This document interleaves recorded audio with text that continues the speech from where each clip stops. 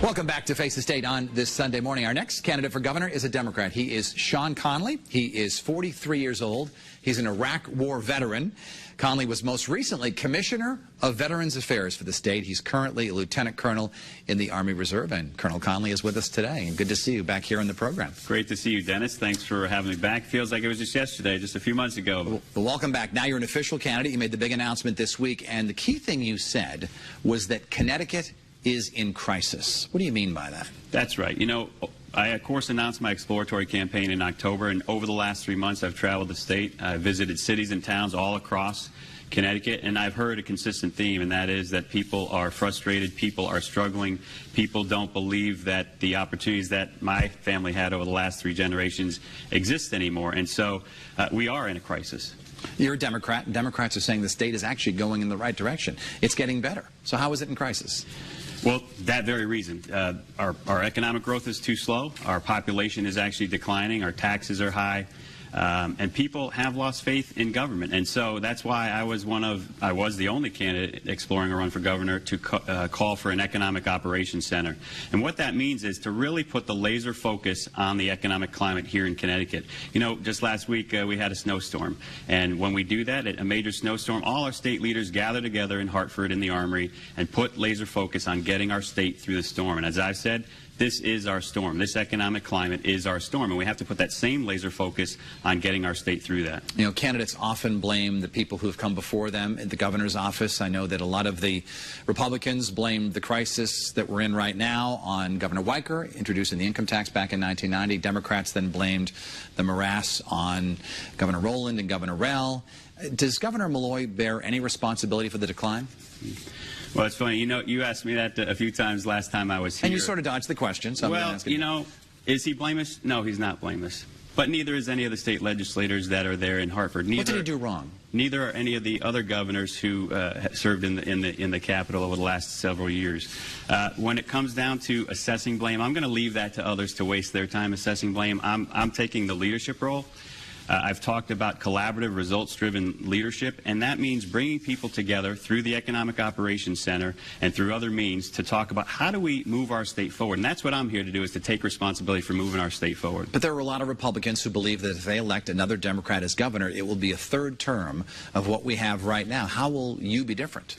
You know, it's my style. You can look at what I've done at the Department of Veterans Affairs. Look at the 3 tiers of leadership that I bring to the table: my military experience, my corporate experience, and my recent experience running a state agency with efficiency and effectiveness, by the way.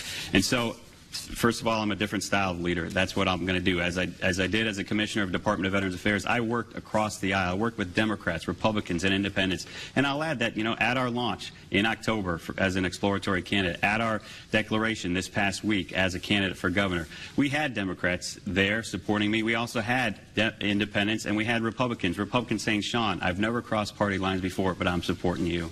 Let's talk about some of the things that you might accomplish if you are elected governor. The guest before you, Mark Boughton, is calling for an elimination of the income tax over the next 10 years. You also have a 10-year plan. Does any of that account for a reduction in taxes?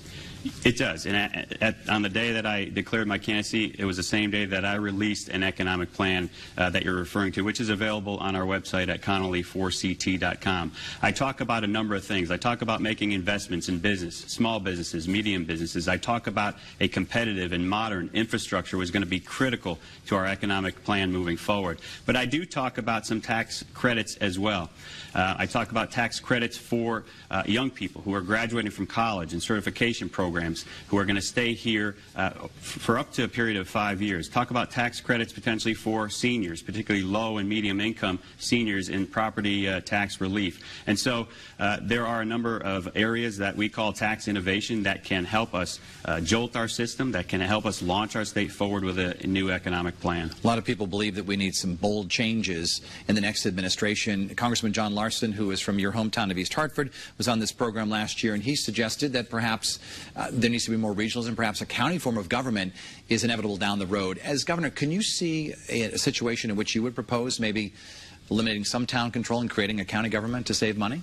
Well, I wouldn't classify it as eliminating town control. What I would classify it as finding efficiencies, streamlining government, finding ways that we can eliminate duplicated efforts, where we can merge and scale activities.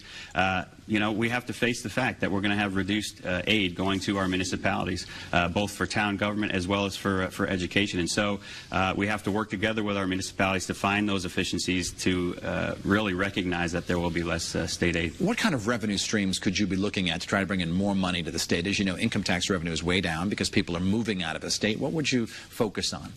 Well, as I talked about in my economic plan, we've had two major tax increases over the last several years, and they have not gotten us out of the situation we're in. I've said we can't tax our way out of this situation. We really have to look at finding ways to be more efficient in state government today, and also starting today with our economic plan moving forward. That means investing in transportation and infrastructure. I did talk about tolls in our economic plan, and I am for tolls to launch our transportation and infrastructure program forward.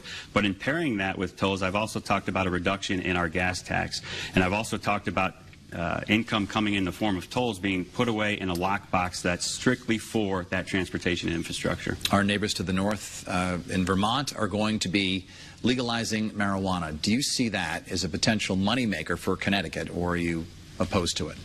Well, I'm not opposed to it, but I also don't see it as a magic wand to our economic situation here. I'm certainly open to looking at legalization of marijuana, but I want to look at, as a leader who focuses on results, I want to look at research, data, and evidence that supports not only what's the estimated tax revenue going to be, but what are the costs going to be? What are the physical and mental health costs that we're going to have to face? Are there social services costs that we're going to have to face? How do we implement driving under the influence and enforce driving under the influence of marijuana? So there's a lot of open questions. Certainly we need to talk through that, and that's what leadership is all about, bringing people together to look at issues and come to a conclusion. I want to talk about the Democratic field because there are several other candidates. Dan Drew is a candidate, mayor of Middletown. Luke Bronin may run. Ned Lamont may run. Susan Weisswitz may run. Right. Your fellow former commissioner, Jonathan Harris, is also considering a run. What makes you a stronger candidate than them? Yeah, I've talked about my background and my leadership style. I'm a unique candidate among the candidates that you just mentioned, in that I bring to bear a leadership style that comes from three tiers: my military experience, my corporate experience, and my experience running a state agency. I'm a different style of leader who is going to focus on results.